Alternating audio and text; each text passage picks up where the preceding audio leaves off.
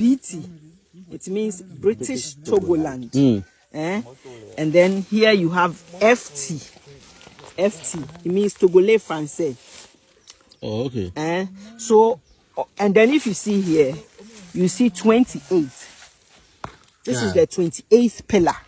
Pillar 28. Pillar 28, right? So, this pillar tells you that as we speak, you Goshes are in Togo. Where I'm standing? Yes. You are I'm in Togo. You are in Togo. And I am in Ghana. Just by this pillar? Just by this pillar. I'm standing on the other side of the pillar. You are standing on the other side of the pillar. You are in Togo, and I am in Ghana. But then the funny thing is, this land here. Okay, hold on, wait. So does it mean I have entered Togo illegally? Yes, illegally. You are illegal. Togo can deport you. You were a book rider. You were a book rider in Togo. So you can be deported. Our own land. Myself and Achu, we are in Ghana. Myself and Achu are in Ghana. So Togo, today, if you say I'm harassing you and you go to the Togolese police, they'll rescue you from me. And if you two think I'm having a challenge with you and I go to Ghana police, the Ghana will rescue me from you. Just because of this pillar? Just because of this pillar. Who put it there? It was done by the British and the French. After the World War II in 1945, that's about some 81 years ago, when the World War II was over, they thought to diminish the German strength. So they decided that they would share all the German colonies in Africa between themselves. And the then Togoland, which we were, was a German colony. Like you will find in Congo as well, parts of Congo and all that, German influence all over Africa. They decided to share it between themselves. So this is how they're sharing. These are the pillars that told them that this side of the land belongs to French, this side of the land belongs to Britain. And unfortunately, we were affected. But the thing is, we are Agotimes. And we were Agotimes before they decided to divide us into two. So despite these pillars, we behave as one people. Because there are people that their chiefs are on the Ghana side, but the subjects are on the Togo side. And vice versa. Some of the towns, you find the chief in the Togo side, the subjects on the Ghana side. And then you also find some chiefs in Togo and then in Ghana and then the subjects. And so we virtually disregard this. But in political governance, they now adhere to this. So occasionally we are confused because as we are acting as one people, political influence is telling us that we are two different people. All right. Just because somebody once upon a time came to put this pillar over here. This is what we've been fighting with for years. I don't know why. In fact, it is taking Africa too long to break this pillar down. Because all we need to do is to break this pillar, and that's the judges. And you see, even breaking this pillar, it's not the issue. It's mentally. Yes. We should mentally diffuse this pillar. We can keep it to show that once in a while something like, but mentally we should break it such that we can do things as one. Africa together is one big market the world cannot avoid. But so long as we keep ourselves in smaller countries, Ghana, Togo, Benin, whatever, they come against us. But one block Africa, I mean, who can come against us? Because nature has blessed us. And then we have the human resource. And then we have the numbers. So really, I mean, African OAU, now AU, 81 years is enough time. My father died at 93, 94, right? And so this thing happened after he was born. My mother currently is 87 years old. She's alive. This thing happened in her lifetime when she was a toddler. You understand? So this is not too long ago. Just before 81 years ago, we were one people. And 81 years is enough time. There's institutional memory. There are people who are alive who saw this. Before this thing came, we were one Togoland. We didn't know British, French, Togoland. You understand? So 81 years is enough time for us to decide that we are kicking this thing mentally out. We are kicking. Please enter Ghana so that we see you. Right now, you are in Togo.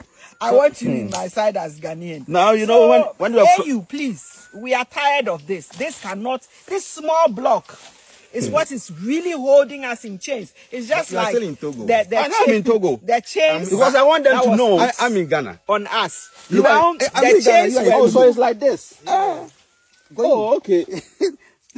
So this is Togo. Yes, we have Pillar 29. So we will see Pillar 29 ahead. We'll see Pillar 30. And this thing goes all the way into Karachi, into the northern parts of Ghana. Because back then, all that territory was Togoland. All right? That's why recently you hear Western Togoland. When they divided us, we now became Western Togoland. So Nkrumah now, after independence, asked Western Togoland to join the then Gold Coast, and then we became Ghana. But then we were one Togoland after the World War II. They divided us into British and French Togoland. The then British one was called Western Togoland. Then at independence, Nkrumah also asked that we join Gold Coast and now become Ghana. So honestly, this thing cannot hold us back. You know why I'm still here? This cannot hold us now, back. You know, it takes a very long time to cross the Aflao border. Yeah. Even if you have the right document. But as we were speaking, you said something very interesting. It's the mindset. Yes. Because now, they say this is Togo. Yes. And here is Ghana. Ghana, that's it. And I have entered Togo. Yes. And you have entered. And nothing has happened to me. Yeah. Right? Yes. But the same border over there, if you want to cross it, there's stress. It is a mindset that will stop you. Yes. There's stress. You see, the mindset. There's stress. Because it's not that when we pull this one down, something will happen. Nothing will happen to us. So why can't we just, like Aku just said, diffuse it completely? Mentally. Because Africa together is a force field. It's a serious force field though. Yes. And I don't know if people are trying to make merchandise out of this borders. That's what that it we has have. been. That is what. But for how long are we going to propagate such an agenda? You see, for me, I think it's the idea of. I was having this conversation with judges this morning. The idea of ownership, preaching about ownership to people, because at the end of the day, everybody thinks they need to own something in this world, but we are just transiting. It doesn't matter how much you're going to owe. At the end of the day, you're going to die and leave it. Even if you give it to your kids, you also die and leave it.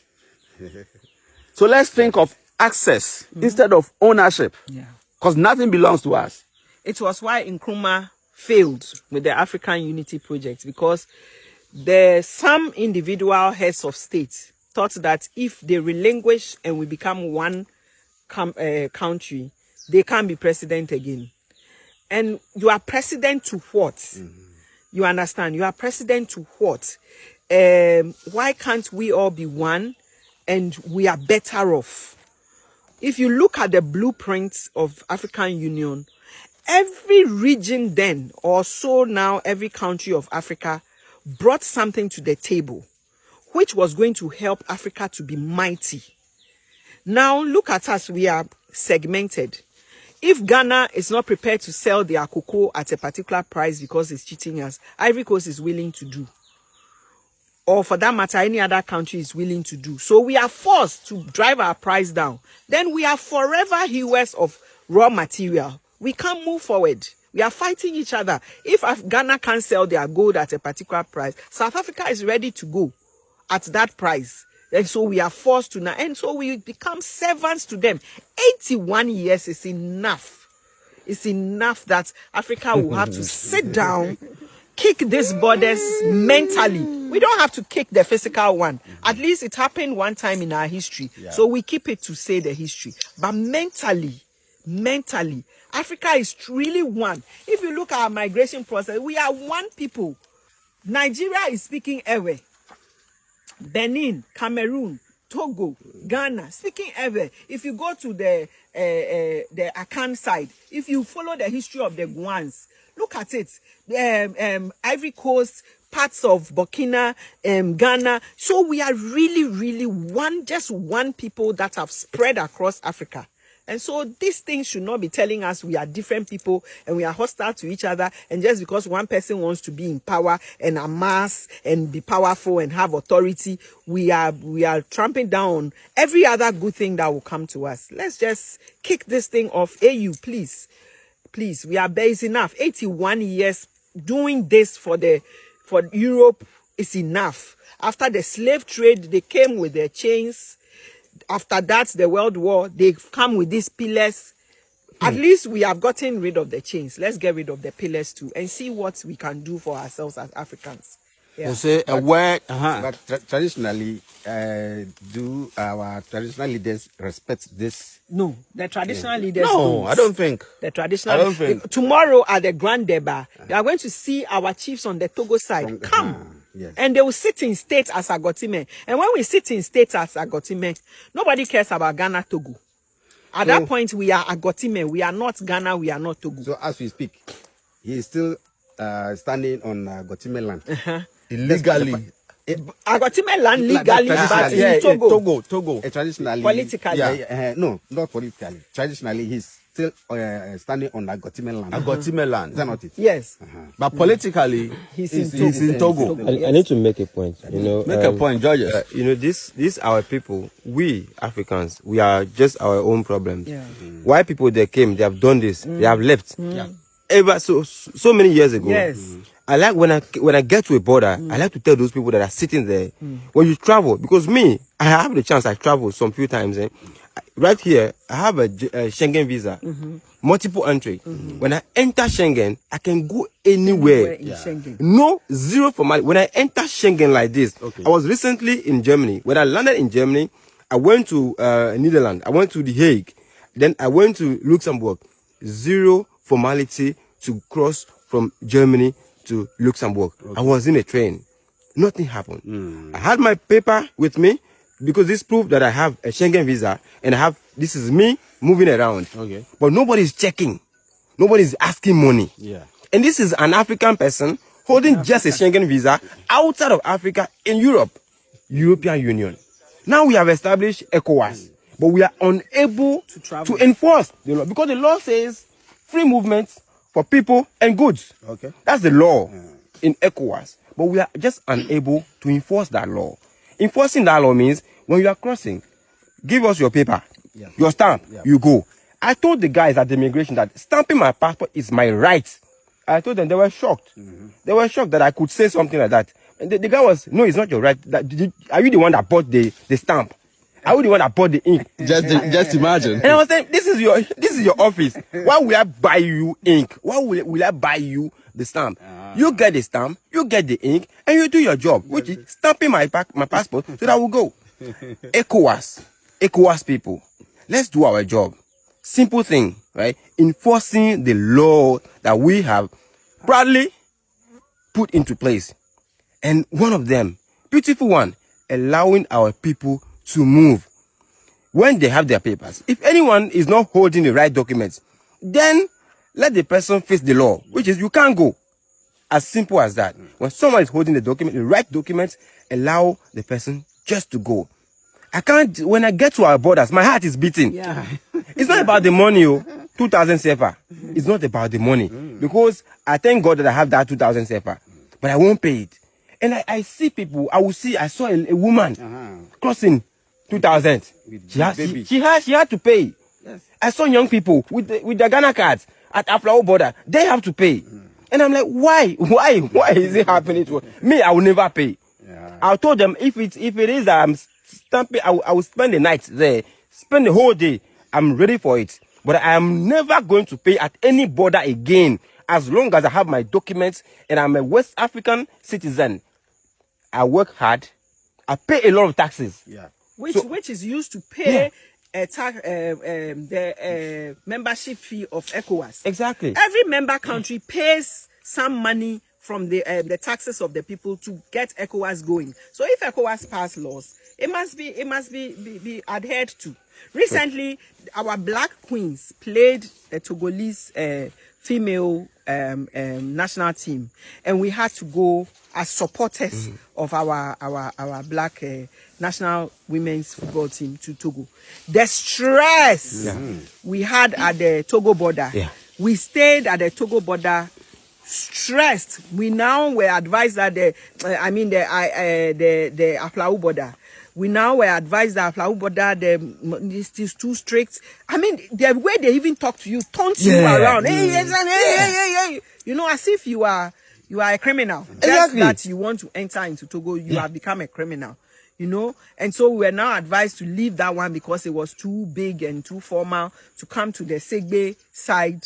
And that side too, we had to group and look for one person to sort the person out to go and ensure that we just wanted to watch football and play amongst ourselves and enjoy football. That one too became headache. And so imagine that just playing amongst ourselves is a problem, then business.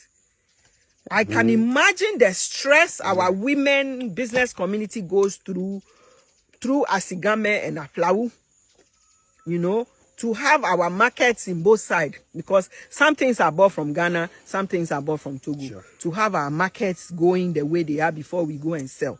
Some of our women go through humiliating process to have their shops filled, and it's not right. It's not right. Now that I'm angry, judges, hold the camera for me. Let me peace on the border.